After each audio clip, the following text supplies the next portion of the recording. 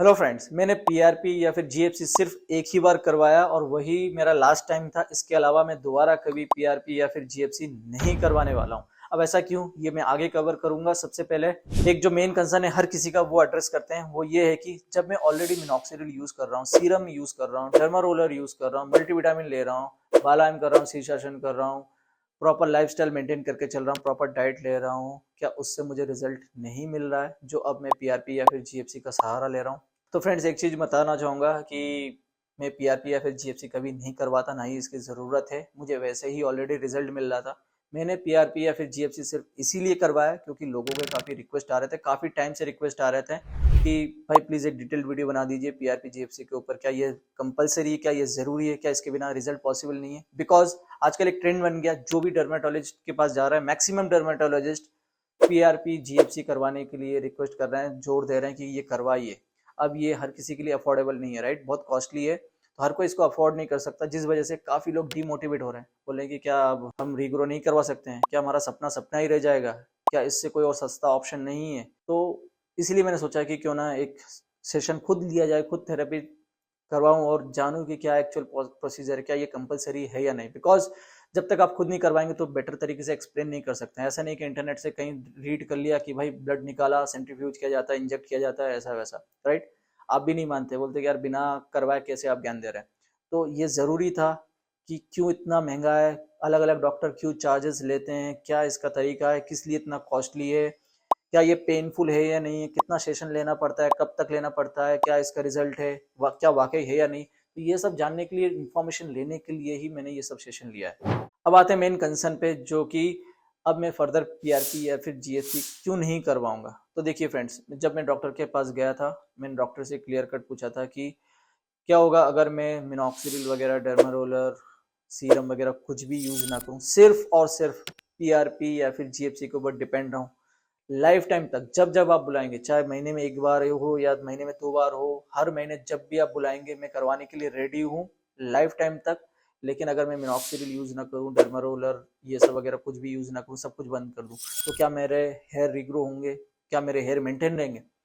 तो डॉक्टर का answer clear cut था कि नो, नॉट पॉसिबल। मैंने पूछा क्यों? तो डॉक्टर का कहना है कि पीआरपी या फिर जीएफसी से ब्लड सर्कुलेशन नहीं होता है, आपको कैसे भी करके डेली ब्लड सर्कुलेशन करवाना पड़ेगा। बिकॉज ब्लड के जरिए हेयर तक ऑक्सीजन और न्यूट्रिशन पहुंचता है, तो हेयर को भी डेली खाना चाहिए, जैसे कि आपको जीने के लिए खाना चाहिए, राइट? ऐसा तो नहीं कि महीने में एक बार आपने खाना खाया और बाकी 29 डेज नहीं खाएंगे तो जी लेंगे, नॉट पॉसिबल, राइट? तो वैसे ही हेयर को रेगुलर न्यूट्रिशन, ऑक्सीजन चाहिए, और इसीलिए ब्लड सर्कुलेशन करवाना जरूरी है। चाहे आप बालायन से कर रहे हैं, चाहे आप शीर्षासन से कर रहे हैं, चाहे योग एक्सरसाइज से कर रहे हैं, चाहे डर्मारोलर से कर रहे हैं, चाहे सीरम हो या चाहे मिनॉक्सिडिल हो, चाहे आप डीएसटी ब्लॉकिंग के लिए फिनास्टेराइड ले रहे हैं या फिर टूटास्टेराइड ले रहे हैं, कुछ भी कर रहे हो, आपको डेली ब्लड सर्कुलेशन करवाना पड़ेगा। यही एक ऑप्शन है, इसके अलावा कोई ऑप्शन नहीं है। तो फिर पीआरपी का रोल क्या है?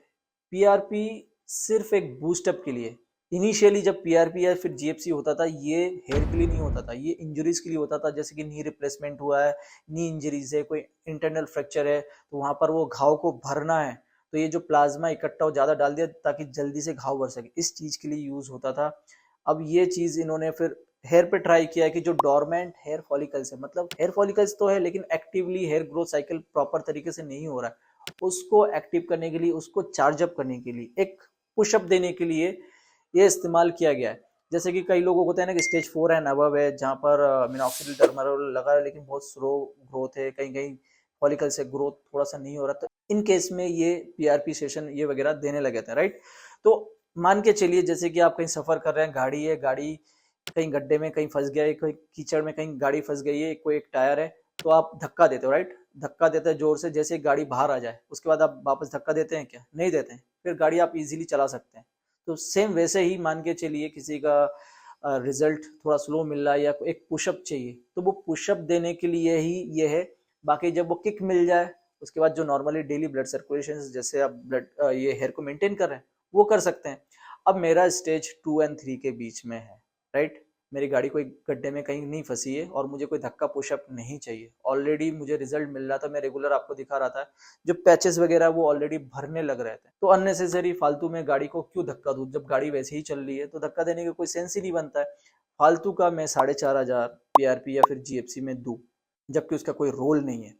1,000 रुपये डॉक्टर का जाता है, 5,500 रुपये, 800 रुपये आप मिनॉक्सिडिल का पकड़ लीजिए, 800-900 रुपये आप सीरम का पकड़ लीजिए, 600 रुपये आप मल्टीविटामिन का पकड़ लीजिए, 250 रुपये आप डर्मा रोलर का पकड़ लीजिए, ये हो जाता है 8-8,500 के करीब। आपको लगता है 8-8,500 हर महीने पॉसिबल है, अफोर्डेबल है, हर कोई करेगा? इससे तो अच्छा इसी के टेंशन में और जो बाल बचे वो और गिर जाएंगे। तो फिर क्यों दूं? अब आप सोचिए, पूरा का पूरा काम कौन कर रहा है ब्लड सर्कुलेशन के लिए? मिनॉक्सिडिल हो, जो आप सीरम है या फिर बालायन जो भी है वो कर रहा है, न्यूट्रिशन ले रहे हैं, वो सब आपको रिजल्ट दे रहा है। और क्रेडिट कौन ले रहा है? पीआरपी या फिर जीएफसी। फालतू का 4,500 उसमें जा रहा है, 5,000 उसमें जा रहा है, जबकि 1,500 वाले को क्रेडिट ना मिलकर फालतू का 4,500 वाले को क्रेडिट मिल रहा है। तो यही जो 5,500 रुपये फालतू का जीएफसी और ये सब में जा रहा है, उतने में आपको 6 महीने का मिनॉक्सिडिल मिल जाता है, 6 से 7 महीने का मिनॉक्सिडिल आ जाता है, 6 से 7 महीने का आपको सीरम मिल जाता है, वही 5,500 में 6-7 महीने का मल्टीविटामिन आपको आ जाता है, वही 5,500 में कई तरह के ड्राई फ्रूट्स में आप इन्वेस्ट करके बहुत मतलब न्यूट्रिशन ले सकते हैं, राइट? ऑलरेडी ब्लड सर्कुलेशन करवा रहे हैं आप, क्या और न्यूट्रिशन चाहिए? मस्त ग्लो करेंगे, स्किन पूरा हेल्थ सब कुछ सही रहेगा, हेयर सब अच्छा रहेगा। तो इतना कुछ हो सकता है, तो अननेसेसरीली फालतू फोकट में मैं उसमें क्यों खर्चा करूं? तो अब जरूरी नहीं कि आप 4,500 5,000 ही खर्चा करें। मस्त 1,500 में जब काम हो रहा है, डाइट अच्छे से मेंटेन करें, बस उससे रिजल्ट मिल रहा है, फालतू का इसमें खर्चा करने का कोई मतलब नहीं है।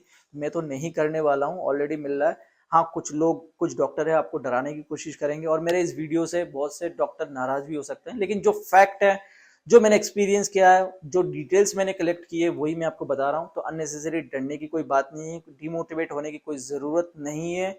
जो आप करते हुए आ रहे थे, बहुत से ऐसे अच्छे डॉक्टर हैं जो आपको गाइड करेंगे कि नहीं भाई ये सब नहीं, इसके बिना ही आपको रिजल्ट मिल जाएगा। तो आप प्रॉपरली ब्लड सर्कुलेशन पर फोकस कीजिए, लाइफस्टाइल के ऊपर फोकस कीजिए, थोड़ा एक्सरसाइज वगैरह कीजिए, डाइट सही रखिए, दैट्स इट। और हाँ, प्लीज़, आपको भी पता है कि डाइट क्या सही है क्या गलत है, राइट? ऑयली जंक फूड ये सब नहीं खाना चाहिए, फिर भी टेस्ट के लिए हम खाते हैं।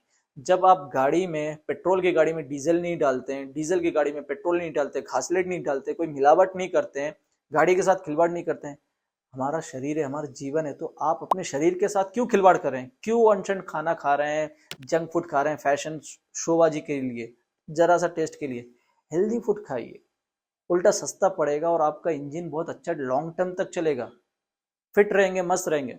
आई होप मुझे जो समझाना था बहुत कुछ क्लियर है। स्टिल अगर आपके मन में कोई सवाल हो, कोई सजेशन हो, तो आप यहाँ पर कमेंट कर सकते हैं। आप अगर मुझे पर्सनली मैसेज करना चाहते हैं तो इंस्टाग्राम पर भी कर सकते हैं। तो मिलता हूँ नेक्स्ट वीडियो में कुछ और नए जेन्युइन टिप्स के साथ।